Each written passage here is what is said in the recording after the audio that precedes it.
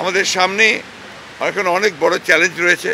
সেই চ্যালেঞ্জগুলোকে মোকাবেলা করার জন্য বিশেষ করে যারা বাংলাদেশের স্বাধীনতা সার্বভৌমত্বের প্রতি হুমকি হয়ে দাঁড়ায় অথবা এর যে স্ট্যাবিলিটি এটাকে যারা বিনষ্ট করতে চায় তাদেরকে প্রতিহত করার জন্য প্রতিরোধ করার জন্য আমাদেরকে অবশ্যই একটা জাতীয় ঐক্য গড়ে তুলতে হবে। জনগণের যে দুর্ভোগ হচ্ছে বিশেষ করে দ্রব্যমূল্যের ব্যাপারে সেই বিষয়টি আমরা তাদের সামনে নিয়ে এসেছি। সেই সঙ্গে আপনার কৃষিতে বিশেষ করে আপনার সার বিতরণের ক্ষেত্রে যে সমস্যাগুলো আছে সেই সমস্যাগুলো দূর করে এখনও আপনার সেই ফ্যাসিস্টদের দোসররা নিয়ন্ত্রণ করছে, সেগুলোকে আপনার মোটামুটিভাবে জনগণের পক্ষে যারা আছেন তাদেরকে নিয়ে আসা, সমস্ত রাজনৈতিক দলগুলোর সাথে আলাপ আলোচনা করে এই একটা জাতীয় ঐক্য সৃষ্টি করার ব্যাপারেও আমরা আহ্বান জানিয়েছি।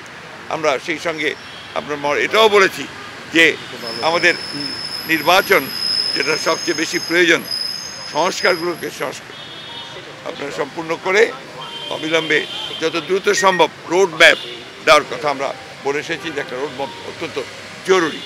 এই কথাগুলি আমরা তাদেরকে বলেছি। আরও বিশ্বাস করি যে তাগুলো গুরুত্ব দিয়ে তারা এটাকে প্রয়োগ করার ব্যবস্থা।